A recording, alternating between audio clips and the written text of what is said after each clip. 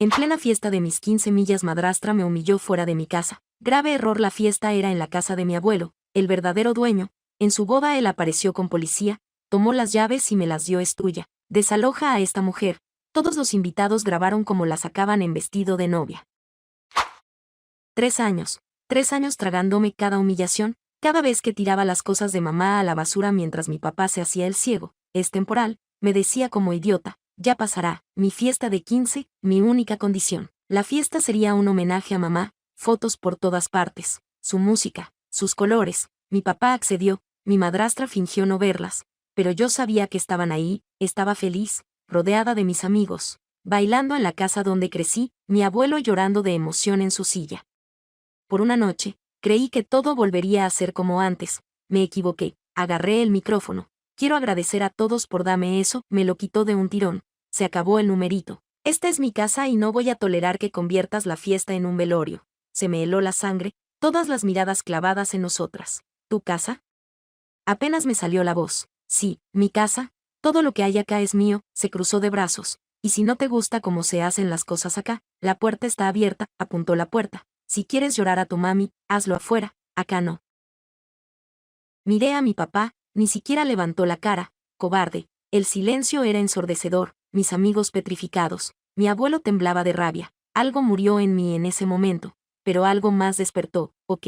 Caminé hacia la salida, tranquila, sin correr. Esa noche, en el anexo de mi abuelo, él me abrazó y susurró: esta casa no es de ella, hija. Esa noche no volví a la casa principal, ni esa noche ni nunca más. Mi abuelo preparó la cama del cuarto de visita sin decir palabra. Yo me senté en el borde, mirando la pared. Todavía podía escuchar su voz: si querés llorar a tu mami, hacelo afuera. Las palabras me quemaban por dentro como ácido. Pasé 3 días en una especie de shock, yendo a la escuela, regresando al anexo, haciendo las tareas, todo en piloto automático. Mi abuelo me observaba con preocupación, pero me dejaba procesar. El cuarto día llegó el sobre. Mi abuelo lo abrió en la mesa del desayuno. Vi cómo su cara se ponía pálida. Hija, su voz temblaba. Están intentando declararme incompetente. Me quedé congelada. ¿Qué? Tu papá firmó. Dicen que no puedo cuidar de mis propios asuntos, que necesito un tutor legal. Sus manos temblaban sosteniendo los papeles. Quieren quitarme la casa. Algo dentro de mí se quebró, completamente. Me derrumbé ahí mismo, en la mesa del desayuno, sollozos que venían desde algún lugar profundo que no sabía que existía. No era solo por mí, era por él, por mi mamá, por todo lo que esa mujer estaba destruyendo. Mi abuelo me abrazó mientras yo lloraba. Está bien, hija, está bien.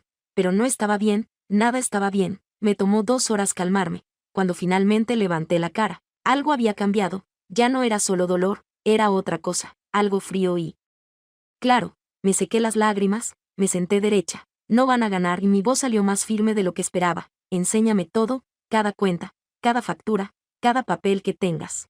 Voy a aprender exactamente cómo nos han estado robando. Mi abuelo me miró sorprendido, luego asintió. Pasamos esa tarde sacando cajas de documentos, extractos bancarios, facturas de tarjetas de crédito, recibos. Empecé a organizarlo todo en la mesa del comedor, y ahí estaban, cargo tras cargo, en spas de lujo, boutiques caras, restaurantes donde mi papá nunca había estado, todo en su tarjeta, pero no eran sus compras. Mierda, fue lo único que pude decir. Seguí excavando, y entonces encontré algo peor. Una segunda tarjeta de crédito a nombre de mi papá, una que él probablemente ni sabía que existía. Deuda de $25,000, todo usado para préstamos a una amiga según las descripciones. Transferencias directas.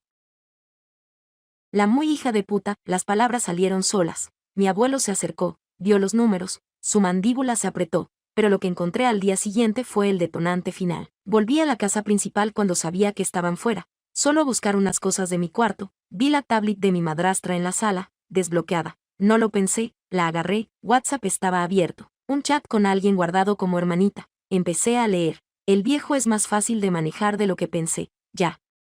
Convencí a su hijo de ir por la tutela. Una vez que tengamos la casa, podemos vender y dividir. Fácil $400,000 para cada una. ¿Y la mocosa? Esa pendeja no tiene nada, ni derechos, ni voz. Ya la puse en su lugar en su fiestecita patética. Se fue llorando como la niñita que es. Sentí como la sangre se me congelaba. Seguí leyendo. Había meses de conversaciones, planes detallados, burlas sobre mi papá, sobre mi abuelo, sobre mí. Fotografié cada pantalla, cada puta conversación. Las guardé en una carpeta en mi portátil junto con los escaneos de los extractos bancarios. Evidencia. Pensé, necesito evidencia de todo. Esa noche, mi abuelo hizo una llamada, un viejo amigo del ejército, su hijo era abogado. Nos reunimos con él 2 días después, joven, 30 y pocos, con cara de que no se dejaba joder por nadie. Le mostramos todo, los extractos, las deudas, los mensajes. Se reclinó en su silla. Esto es fraude financiero, potencialmente coerción, y claramente intención de apropiación indebida. Miró a mi abuelo. ¿Qué quiere hacer? Proteger a mi nieta y mi casa. Ok, hagamos un fideicomiso, metemos todos sus activos ahí, nombramos a su nieta como beneficiaria, y les mandamos una carta muy clara. Retiren la demanda o enfrentarán una contrademanda por fraude, acoso y abuso financiero. Mi abuelo asintió. Hazlo. La semana siguiente, mi papá vino al anexo. Solo, tu madrastra quiere que te disculpes. Que vuelvas a casa. Lo miré sin expresión, ni siquiera sentí rabia. Solo, nada, no, ella está siendo generosa. ¿Podrías al menos no? Me di la vuelta y entré al anexo, cerré la puerta. No volvimos a hablar por meses. La carta del abogado llegó 3 días después. La demanda fue retirada en menos de una semana. Pasaron 18 meses.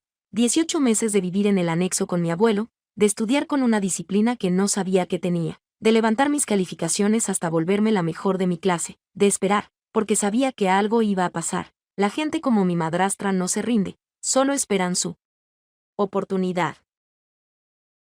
Y cuando llegara, yo estaría lista. Cumplí 16 años en el anexo, sin fiesta esta vez, solo mi abuelo y yo con un pastel del supermercado. 2 semanas después llegó la carta, una beca académica completa para un programa de verano en la Universidad Estatal, competitivo, prestigioso. Yo había aplicado en secreto, trabajando en mi ensayo durante meses. Mi abuelo lloró cuando se lo mostré. Tu mamá estaría tan orgullosa. La noticia llegó a la casa principal de alguna manera, probablemente por mi tía, que todavía hablaba con mi papá. La madrastra se lo tomó como esperaba. Seguro coqueteó con el comité de selección, le dijo a mi papá durante una cena familiar a la que no fui invitada. Mi prima me lo contó después. Ya sabes cómo es, tiene esa cara de inocente que engaña a cualquiera. Me dolió, no voy a mentir, pero ya no me derrumbaba, ya no lloraba. Guardé la información.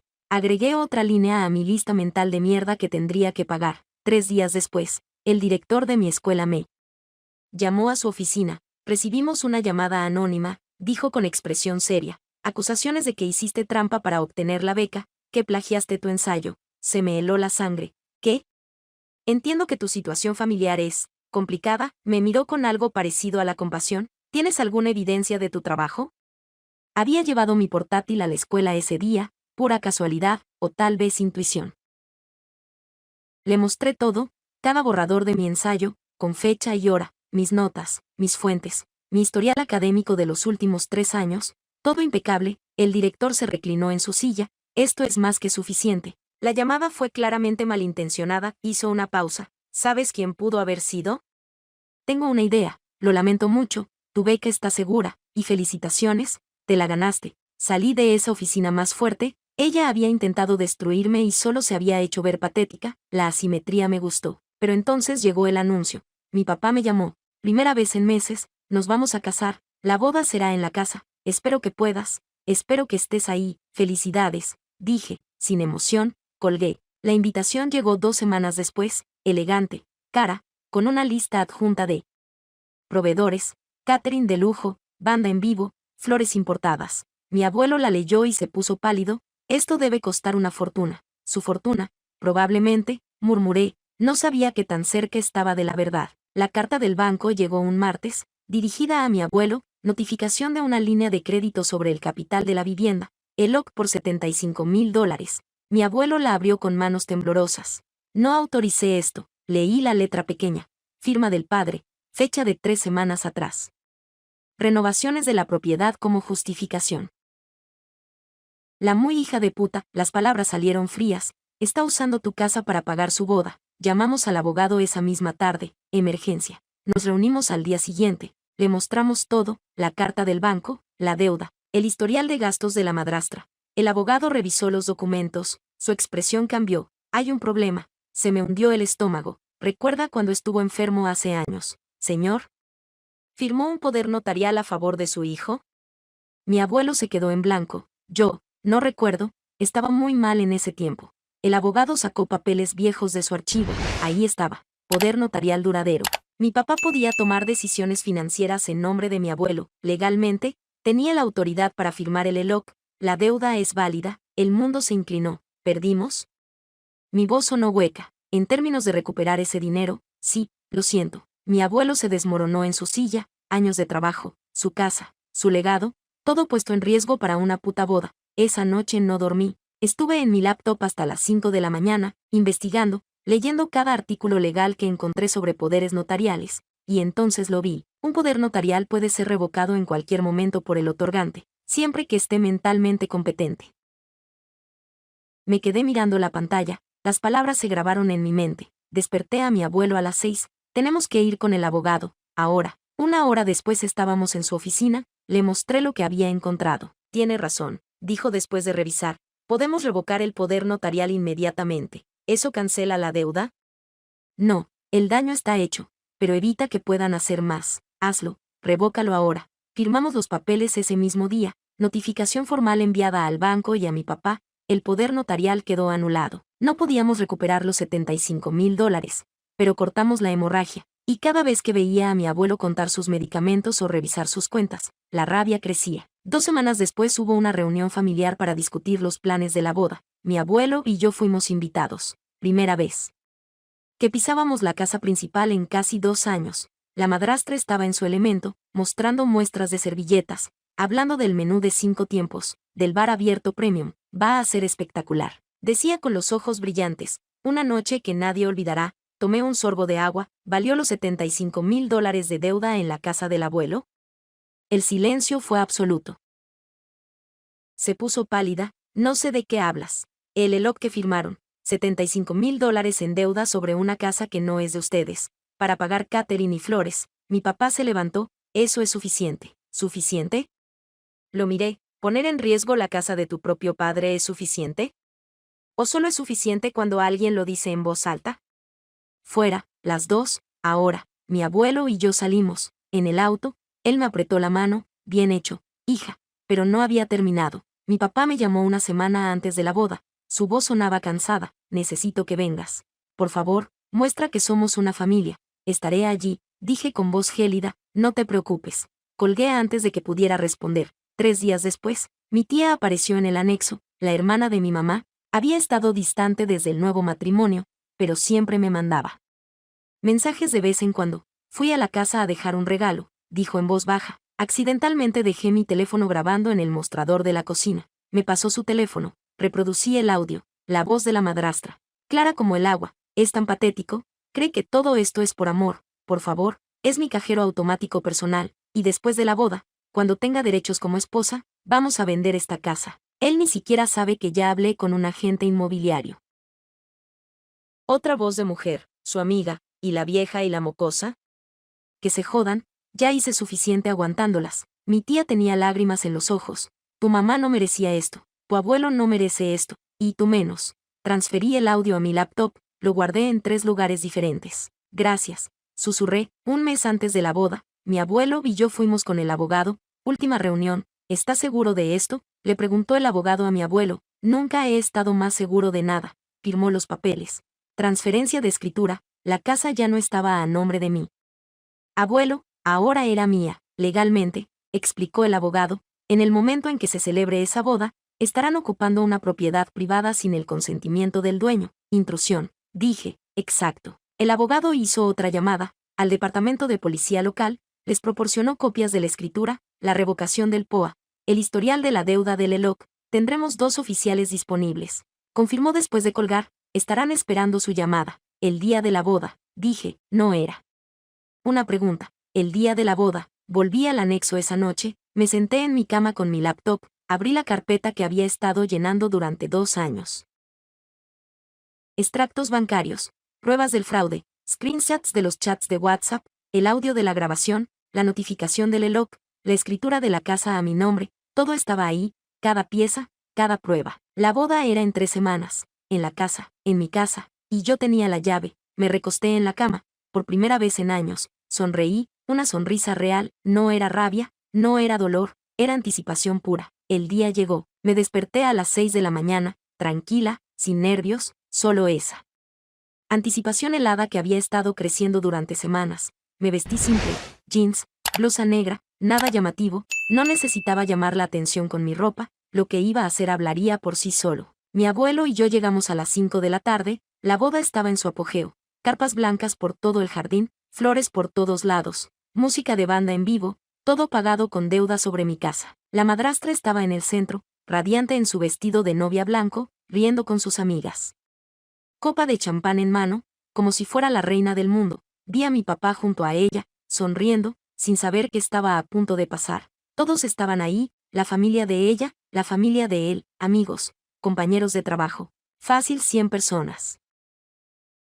Perfectos testigos. Caminé directo hacia ellos, mi abuelo a mi lado, llevaba un sobremanila en la mano. La madrastra nos vio acercarnos, su sonrisa se torció en algo más frío. Vaya, decidiste venir. Su voz goteaba desdén. Intenta no hacer una escena, sí. No respondí, solo le extendí el sobre a mi papá. Felicitaciones, papá, un regalo de bodas. Lo tomó, confundido, lo abrió, sacó los papeles. Vi cómo sus ojos escaneaban la primera página, escritura de propiedad. Propietaria, mi nombre completo, fecha efectiva, 3 semanas atrás. ¿Qué es esto? Es la casa, ya no es del abuelo, mi voz salió tranquila, es mía. La madrastra soltó una risa aguda. ¿Qué broma de mal gusto es esta? Es un papel falso. ¿En serio pensaste que íbamos a caer en eso? Mi abuelo sacó su teléfono. Quizás esto tampoco sea falso. Presionó play. La voz de la madrastra llenó el jardín. Clara, inconfundible, es tan patético. ¿Cree que todo esto es por amor? Por favor. Es mi cajero automático personal, y después de la boda, cuando tenga derechos como esposa, vamos a vender esta casa. El silencio fue absoluto. La copa de champán se le resbaló de los dedos, se estrelló contra el pasto. El líquido se derramó sobre su vestido blanco como una mancha. Eso no. Su cara perdió todo el color, la voz en el audio continuó, su propia voz, la vieja y la mocosa. Que se jodan, ya hice suficiente aguantándolas. Mi papá la miró. ¿Qué carajo es esto? Amor, yo puedo explicar qué. Su voz se quebró, explicar que todo fue por dinero. ¿Qué planeabas vender la casa de mi padre? No es lo que piensas. Suena exactamente como lo que pienso. En ese momento, 2 oficiales de policía entraron al jardín, tranquilos, profesionales. Todos los invitados se voltearon, los murmullos comenzaron. Me acerqué a la madrastra, la miré directo a los ojos, mi voz salió fría, controlada. ¿Te acuerdas de mi fiesta de 15? Cuando me echaste de mi casa, me dijiste que si no me gustaba, la puerta estaba abierta, hice una pausa, dejé que absorbiera lo que venía. Ahora te doy 10 minutos para que desalojes mi propiedad. Su cara se descompuso. No, no puedes hacer esto. Puedo, y lo estoy haciendo. Se volvió hacia mi papá, lágrimas corriendo por su maquillaje. Cariño. ¿Vas a dejar que nos haga esto? Es tu hija. Dile que pare. Mi papá sostenía los papeles de la escritura. Vi cómo todo caía en su lugar, la deuda del ELOC, los $75,000, la boda cara, la casa que ya no era de su padre. Se dejó caer en una silla. No puedo hacer nada, su voz sonó hueca. No es mi casa, nunca lo fue. Los invitados sacaron sus teléfonos. Flashes, videos, todos grabando. La madrastra miró alrededor desesperada, buscando apoyo, una salida, algo. Es una niña resentida. Está mintiendo. Uno de los oficiales se acercó. Señora, tenemos copia de la escritura, está registrada legalmente. Si no desaloja voluntariamente, tendremos que escoltarla. No. Gritó, esta es mi boda. Mi día. Es mi casa. Mi voz no subió, no necesitaba gritar. Y te quiero fuera. Se volvió hacia los invitados, hacia su familia, sus amigas. ¿Van a dejar que me haga esto? ¿Alguien va a ayudarme? Nadie se movió, solo seguían grabando. Mi abuelo se acercó a mí, me puso una mano en el hombro. ¿Estás lista, hija? Sí, le di las llaves del auto. Espérame en el coche, esto no va a tardar. Caminé hacia la puerta principal de la casa, mi casa, saqué mi llave, la que el abuelo me había dado 3 semanas atrás. Entré, cerré la puerta detrás de mí, por la ventana, vi a la madrastra parada en medio del jardín, sola, su vestido de novia manchado, el maquillaje corrido, rodeada de 100 personas con sus teléfonos en alto. Grabando su caída, mi papá seguía sentado, con la cabeza entre las manos. Los oficiales empezaron a hablar con los invitados, explicándoles que la fiesta había terminado. Me quedé ahí, en la sala de mi casa, la casa donde crecí, donde mi mamá me crió, y por primera vez en 2 años, sonreí de verdad. No era rabia, no era dolor, era justicia pura. Escuché los gritos afuera, el caos, la vergüenza, pero yo estaba adentro. En mi hogar, donde siempre debía haber estado, la madrastra me había echado de mi fiesta de 15 en esta casa, rodeada de mis amigos. Yo la acababa de echar de su boda, rodeada de los suyos. En mi casa, perfecto. Han pasado 8 meses. Mi papá se divorció de ella 6 semanas después de la boda. Bueno, después de la no boda, resultó que cuando tu flamante esposa queda expuesta como una cazafortunas frente a 100 testigos, el amor se evapora bastante rápido. Él se quedó con la deuda. Los $75,000 del reloj. Es el único responsable legal. Tuvo que vender su auto, sacar préstamos, hacer arreglos de pago que lo van a perseguir por años. Está arruinado, y lo peor es que lo sabe que eligió mal, pero las consecuencias financieras no fueron nada comparado con lo social. Los videos explotaron. Novia desalojada en su propia boda fue el título que más circuló. Alguien incluso hizo un remix con el audio donde dice "Esta es mi casa ahora" y se volvió meme local. Su cara está por todos lados. Es una paria. Sus amigas la bloquearon. Su familia la repudió. Quedó marcada. Yo vendí la casa 3 meses después. No podía quedarme ahí. Demasiados fantasmas. Mi mamá, las humillaciones, todo. Usé el dinero para pagar mi universidad por adelantado. 4 años, sin deudas. Y compré un apartamento moderno en el centro para mi abuelo y para mí, 2 habitaciones, vista a la ciudad, nuestro espacio, limpio, nuevo. Mi relación con mi papá es complicada. Estamos en terapia, los dos, juntos. Es doloroso, lento, pero por primera vez en años, estamos siendo honestos. No sé si alguna vez vamos a estar bien, pero al menos estamos intentándolo. La semana pasada mi tía me llamó, riéndose. ¿Adivina dónde está trabajando tu ex madrastra? ¿Dónde? De recepcionista, en un hotel de carretera, de esos baratos. La ironía me golpeó como un puñetazo. Ella solía decir que esos trabajos eran para gente sin ambición, para fracasados. Ahora es uno de ellos. Ayer recibí un mensaje de un número desconocido. Sé que me odias, pero estoy desesperada. Necesito dinero para el alquiler. Por favor. Era ella. Reconocí el estilo, la desesperación. Me quedé mirando el mensaje por unos segundos. Vi el micrófono siendo arrancado de mis manos. La puerta señalada. Si querés llorar a tu mami, hacelo afuera. Borré el mensaje, bloqueé el número. No sentí culpa, no sentí duda, sentí paz. A veces pienso en esa noche, en su cara cuando entendió que había perdido todo, en los flashes de los teléfonos, en el vestido blanco manchado. ¿Valió la pena? Cada segundo. Me quitó mi hogar, intentó robarle a mi abuelo, me humilló frente a todos. Yo simplemente le mostré que las consecuencias existen. Ahora vivo en un apartamento que me encanta, voy a una universidad que elegí, tengo a mi abuelo sano y feliz a mi lado, y ella está sola, arruinada, trabajando en el tipo de lugar que despreciaba. En su propia boda, me dijo, esta es mi casa ahora. Resultó que no lo era, nunca lo fue, y nunca lo será. Reddit, fui demasiado lejos desalojándola en plena boda frente a todos sus invitados, o simplemente le di exactamente lo que merecía.